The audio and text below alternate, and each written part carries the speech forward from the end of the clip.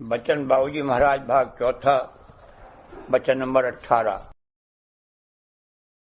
आगरा 7 मई सन 1939। जब तक स्वभाव न बदले और दुनिया की चाह व ख्वाहिशों में कमी न आवे, तब तक परमार्थ की कार्रवाई नहीं बन सकती। जिस वक्त जैसा स्वभाव और उसका सामान पैदा हो गया है, उस वक्त वही कार्रवाई बन सकती है। जब तक संसारी स्वभाव न बदला जाए और चाहों व ख्वाहिशों में फर्क न आवे, तब तक परमार्थ की कोई कार्रवाई नहीं बन सकती। धन, संतान, विद्या, मान बढ़ाई, नामवरी, प्रभुता, इख्तियार और हुकूमत वगैरह हासिल करने की चाहें और ख्वाहिशें लेकर सत्संग में आवेगा तो उनके असर से ऐसी सूरत अपने लिए पैदा कर लेगा कि जिससे परमार्थ के असली फायदे से महरूम रहेगा।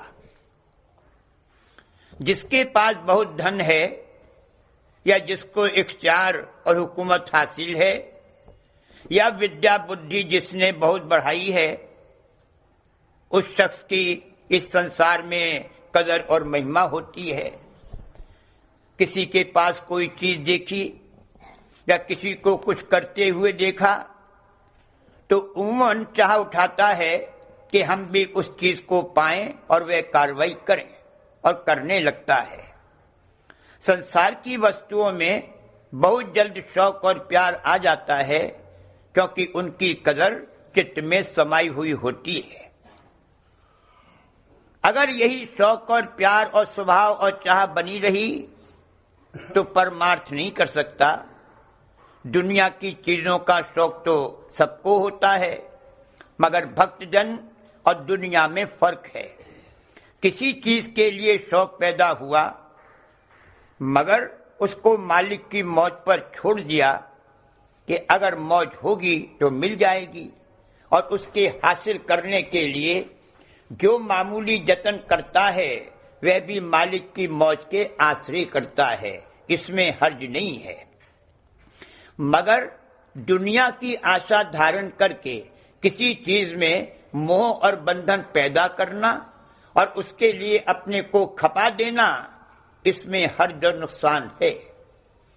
कहने का मुद्दा यह है कि स्वभाव, चाह, ख्वाहिश, दुनिया के लिए शौक और प्यार और उसकी कदर जो दिल में बसी हुई है, उसमें जरूर तब्दीली आनी चाहिए। अगर नहीं आई है तो निर्मल परमार्थ बनना नामुमकिन है। जो कार्रवाई तीर्थ, मूर्त, व्रत वगैरह की दुनिया में करता था, उसी ढंग और तर्ज पर सत्संग और परमार्थ में शामिल होकर बरतने लगेगा तो भक्ति नहीं कर सकता।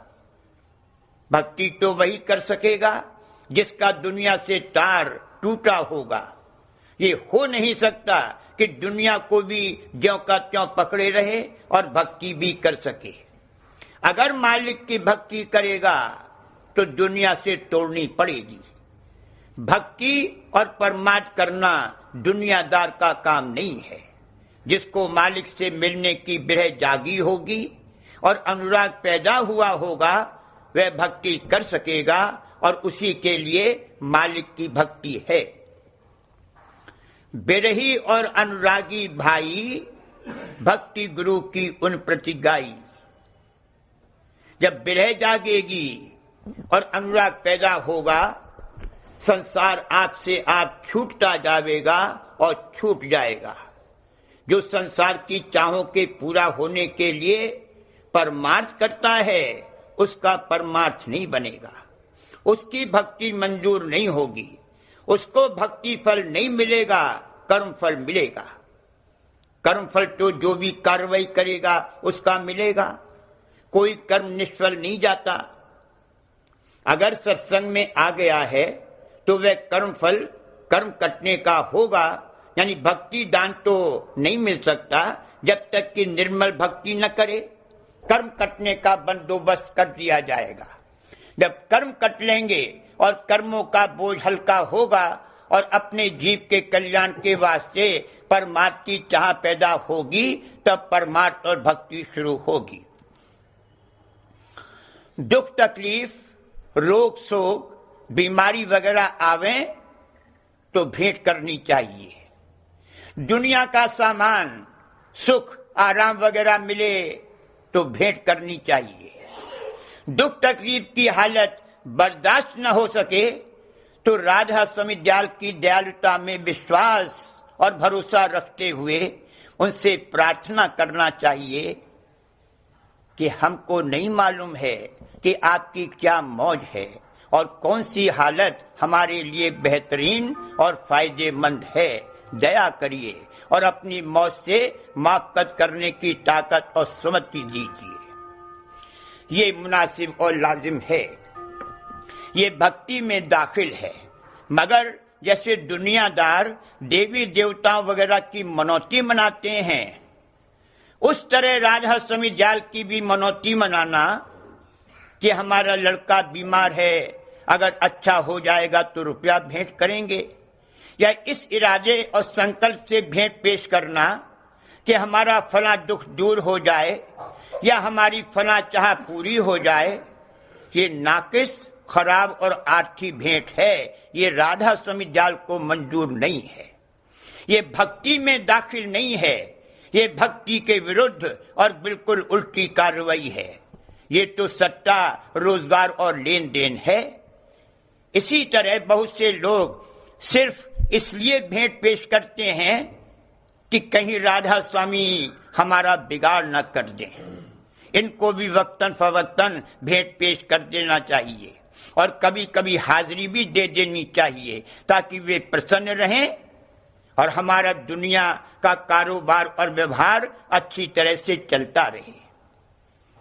इस तरह के जीव सब आर्थी और स्वार्थी हैं, निपट संसारी और दुनियादार हैं। वाणी में जा बजा कहा है कि चाहे किसी तरह से हो, सत्संग से नाता कायम रखना चाहिए।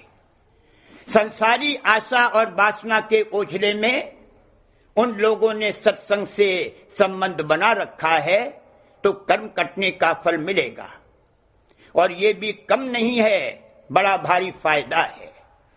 अगर पशु के स्वभाव और खवास का वेग है तो 2-4 जन्म नीचे उतार कर 84 से निकाल लेने का बंदोबस्त कर दिया जाएगा, और अगर विशेष दया हुई तो इसी जन्म में कम से कम इस कदर कर्म कटने का इंतजाम कर दिया जाएगा कि जिससे 84 में न उतरे। मगर भक्ति फल तो तभी मिलेगा जबकि भक्ति करेगा। दुख तकलीफ की चोट पड़े और उससे चेत आकर भजन सुमिरन करे तो उसको भी राधा स्वामी दयाल दया से मान लेंगे और भक्ति में दाखिल कर लेंगे, जैसा कि इन कड़ियों में कहा है। जब जब चोट पड़ी दुखन की, तब डर डर कर भजन करारी, देखो दया मेहर सतगुरु की, उसी भजन को मान लिया रही। मगर किसी दुनियावी चाह और आशा को पूरा करने के लिए सत्संग में शामिल होगा और परमार्थ की बनावटी कार्रवाई करेगा तो उसको राधा स्वामी दयाल नहीं मानेंगे, कर्म फल अलबत्ता मिलेगा। दुनिया की चाह वाले जीव जो सत्संग में आते हैं वे कुछ दिन इस जोर शोर से भक्ति और सेवा वगैरह कर जाते हैं कि उस तरह सच्चे भक्त नहीं बच सकते, मगर वे महज ऊपरी अंग और दिखावे की भक्ति होती है और वह भी सिर्फ थोड़े अरसे के लिए कायम रहती है, फिर वे भाग जाते हैं। कोई सत्संग में इसी गरज से आते हैं कि वहां फला बड़े आदमी हैं, उनके जरिए से नौकरी और रोजगार मिल जाएगा। इस तरह के जीव सब कपट भक्त हैं, उनको परमार्थ और अपने जीव के कल्याण की चाह नहीं है। अगर मूर्ति पूजा करते हुए सत्संग में आए हैं और वो स्वभाव अभी मौजूद है तो सत्संगी बनकर समाज और पिछले संतों की यादगार की जगह को पूजने लगते हैं और समझते हैं कि बस समाज की पूजा करना ही संत मत का परमार्थ है। उनको सत्संग का फल जो कि भक्ति फल है कैसे मिल सकता है? वहां मंदिर में मूर्ति पूजते थे और यहां समाज पूजते हैं, दोनों में कुछ ज्यादा फर्क नहीं है। ऐसे शख्सों की मिसालें मौजूद हैं कि जो समाज को पकड़कर बैठ गए हैं, छोड़ते ही नहीं। संत मत में दाखिल तो हुए मगर अपने लिए परमात्मा की क्या सूरत पैदा कर ली, उसका ये जिक्र है। और वजह इसकी यही है कि परमात्मा की सच्ची चाह न थी और न है। संतों की समाज और वो जगह जहां वे रहते थे, सत्संग भजन और अभ्यास करते थे, महापवित्र स्थान है। वहां शौक और भाव के साथ जाना चाहिए और अदब व ताजीम करनी चाहिए। मगर ये ख्याल करना और समझना कि केवल समाज की पूजा करने से मुक्ति और उद्धार हो जाएगा, गलत है। संत मत में हमेशा वक्त गुरु की महिमा है, मगर इस तरह की बातें करना कि हमको तो सद्गुरु मिल गए, बस अब किसी से कुछ मतलब नहीं है और समाज पर भी हम नहीं जाते और ये भी नहीं करते और वह भी नहीं करते, ये भी नादानी है।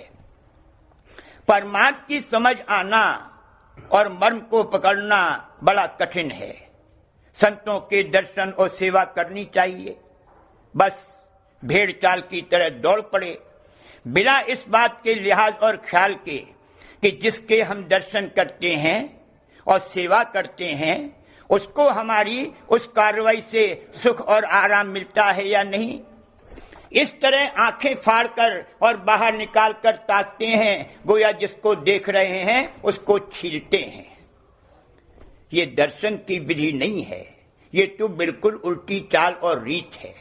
और जो लोग ऐसा करते हैं उनको परमात्मा की समझ और चाह एक रत्ती भर भी नहीं है, महज भेड़ चाल और देखा देखी करते हैं।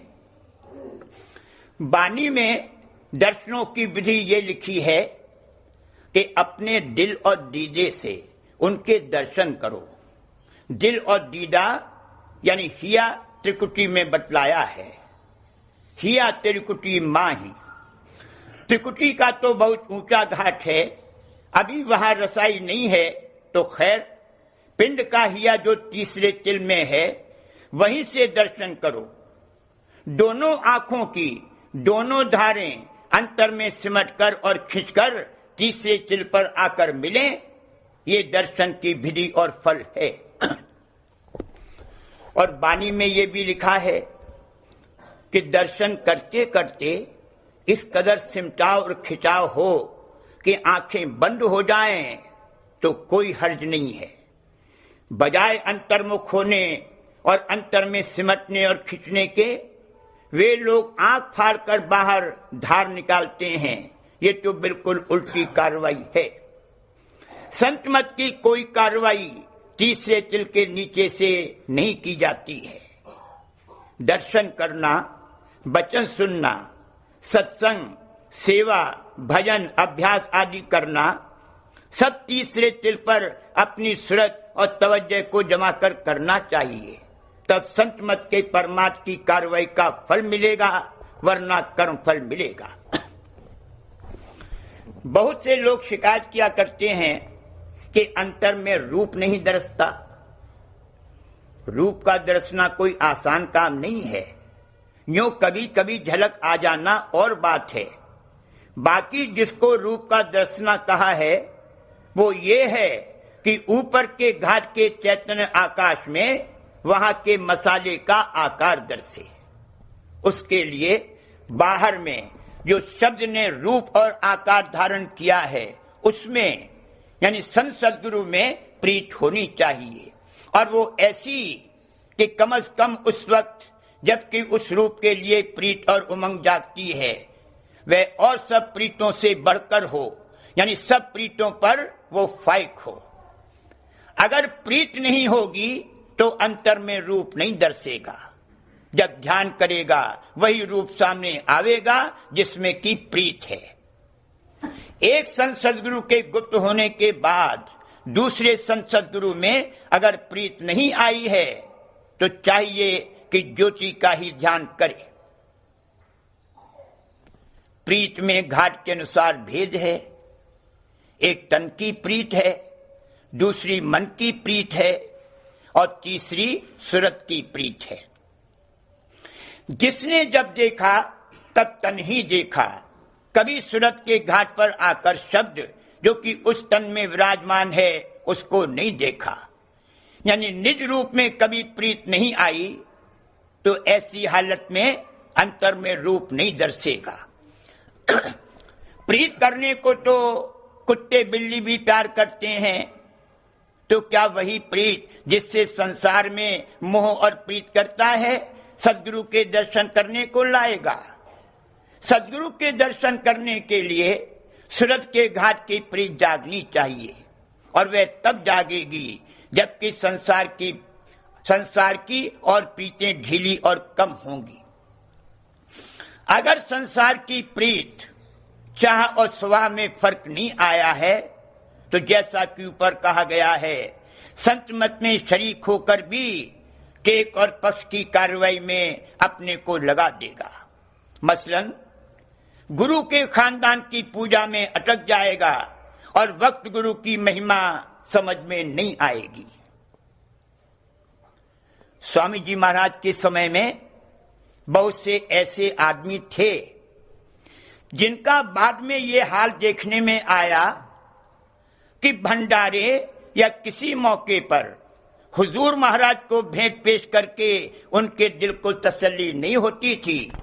स्वामी जी महाराज के खानदान वालों के हाथ में रुपया 2 रुपया रख दें तब उनके दिल को तसल्ली होती थी कि अब हमारी भंडारे की भेंट हुई। परमार्थ कमाना किसी दर्दी का काम है, दुनिया की चाह वाले का ये काम नहीं है। जैसे फोड़ा टीस मारता है और सालता रहता है, उस तरह से अगर परमार्थ का दर्द पैदा हो जाए तो आज इसका काम बन जाए। फिर इसे कुछ नहीं करना है, जो कराना होगा राधा स्वामी जाल आप करा देंगे।